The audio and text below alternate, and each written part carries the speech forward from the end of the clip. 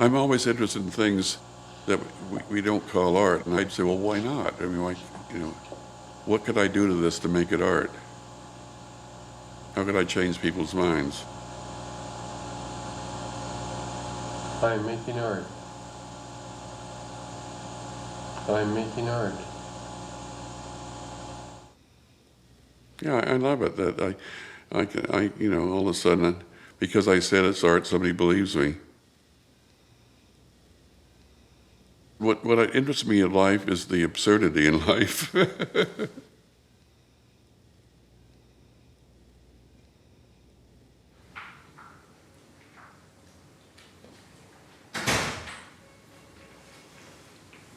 Hey, John. I agree. Okay, I got these new ones. Oh, good. A couple of them Good. that I have some questions about. Put them up.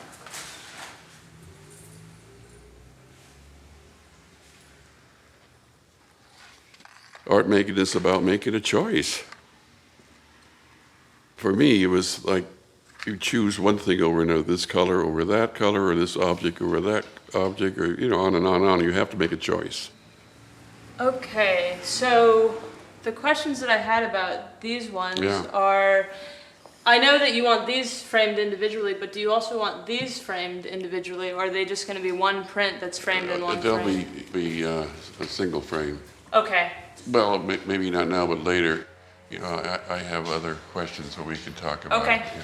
no problem. My emergence in the art world, I was linked with conceptual art, minimal art. Never quite totally subscribed to it. I thought it was a little boring. But there are a lot of things I did want to shed, and one of them was being tasteful. That's one of the reasons I gave up painting, because it's all about being tasteful, the right red and next to the right blue, and you're very carefully mixing the colors. I just decided to be very systematic about it and use the color wheel.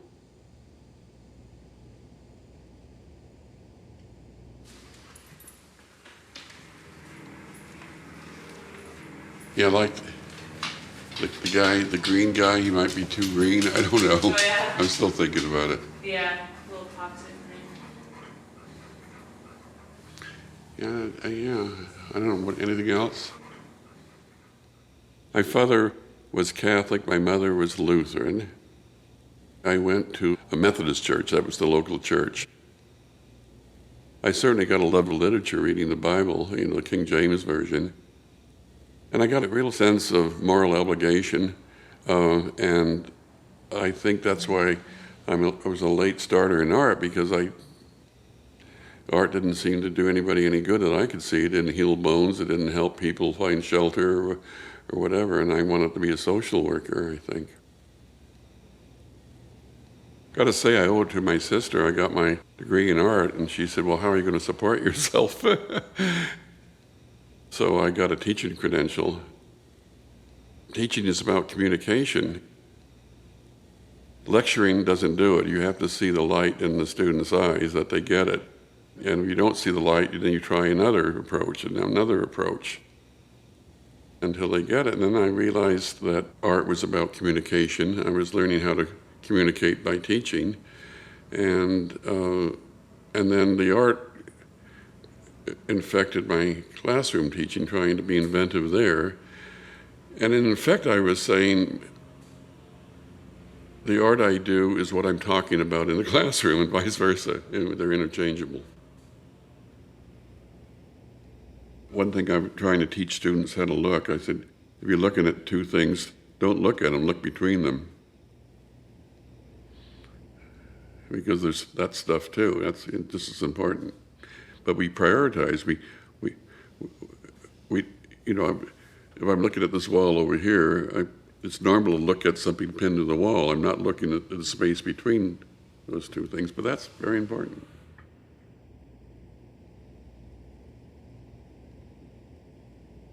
Words are just a way we communicate. Images are a way we communicate, and I couldn't figure out why they had to be in different baskets.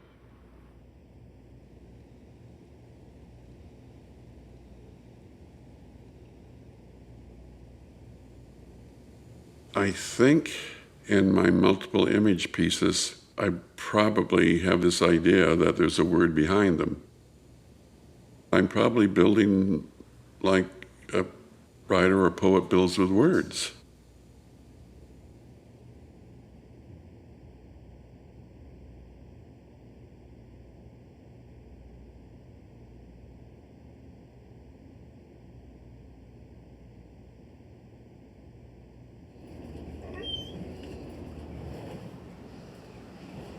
John came to my studio at UCLA and we had a meeting, and he said, I have an opportunity for you, which was very exciting. I mean, just to hear that, right? Like, I was like, I knew some of my classmates were maybe working for him, doing a little painting or working, doing a little Photoshop for him or something like that. And I said, wow, okay, what is it? And he's like, well, I just got this dog and I need someone to walk him. And I said, okay. I'm like, let me think about it. He knew I was having a little trouble at school, like with my work and going through a little grad school crisis in terms of ideas and so on. So he said, okay, every Monday you have to bring work to me. And so we began. I think he taught me to be human when it comes to the work. There is something very humble about the way he works. He comes here every morning at the same time. He shows you how, it's a long process. I mean, it's a lifetime commitment to the work.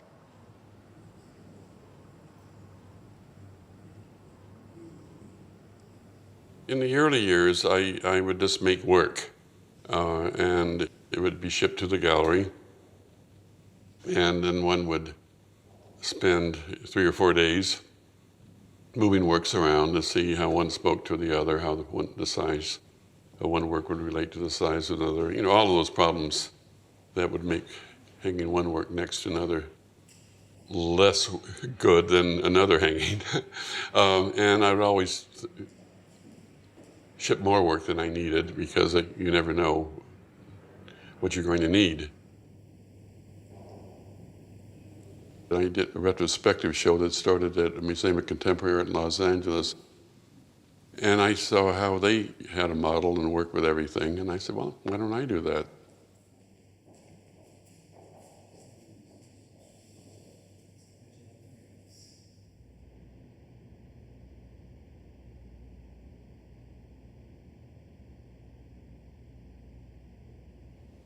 This is a model of the house Lagat by Mies van der Rohe in Krefeld, Germany. Well, one of the principal things I'm doing with the Mies van der Rohe house here is to use his materials in a way that would be more than he would have used them. And the principal material here is brick, which he wasn't particularly fond of. Curiously, he did work in his father's brickyard, so he did have some familiarity with the material. All of the outside walls, where there's a window, they're covered up with fake brick, so you will see no windows whatsoever.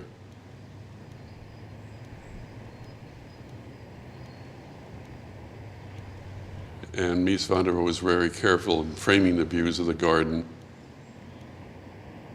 Where there is a window in the walls, there will be substituted views of the Pacific Ocean and landscape in Southern California. But in front of each window, there will be one Mies van der Rohe chair where you can sit and contemplate the view. Then in one wall, I'm having manufactured as an addition, a couch in the shape of an ear, flanked left and right by 2 upturned noses as sconces so that you'll either have light or flowers coming out of the nostrils. So I figured it's everything that Mies van der Rohe would hate.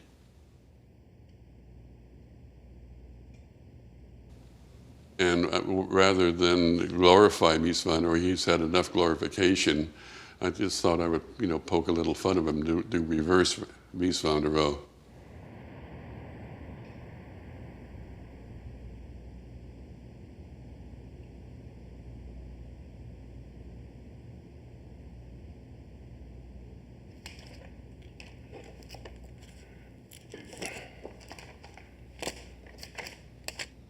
Actually, I started using stills from movies, not because they were from the movies.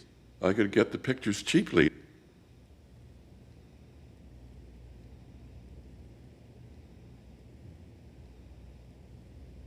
For me, it's using this data bank of images people carry around in their head and then playing with and rearranging those images for them.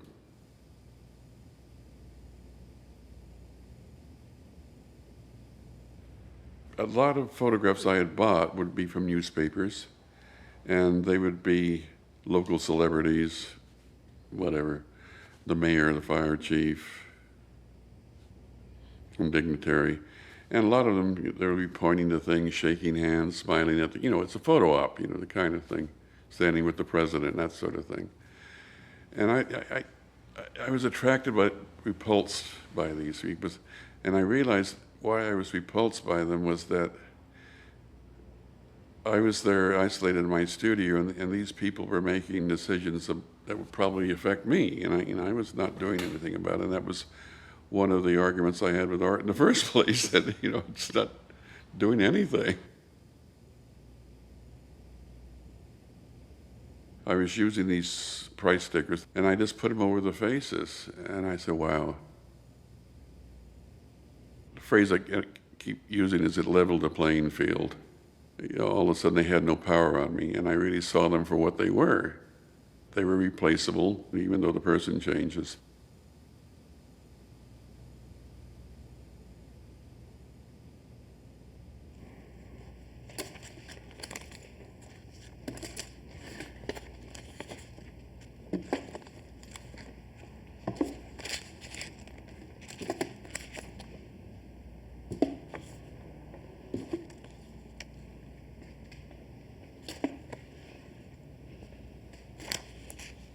I think my idea is this.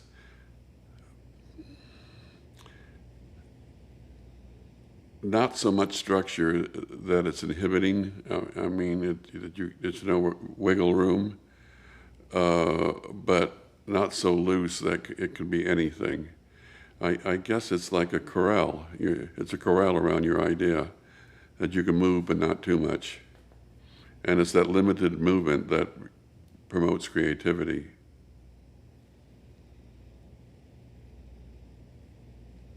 I've been working over the years with various body parts. I think I started out with noses, and then ears, then noses and ears. And now I'm doing foreheads with furrows and eyebrows. You always come back to the same idea, but from a different direction.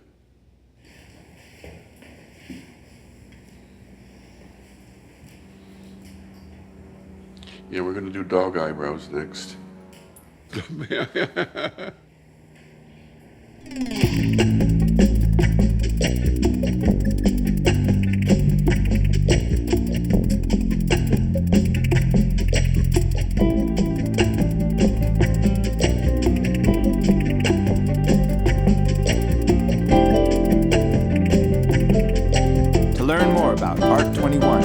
Art in the 21st Century and its educational resources, please visit us online at pbs.org. Art 21, Art in the 21st Century is available on Blu-ray and DVD. The companion book is also available. To order, visit us online at shoppbs.org or call PBS Home Video at 1-800-PLAY-PBS.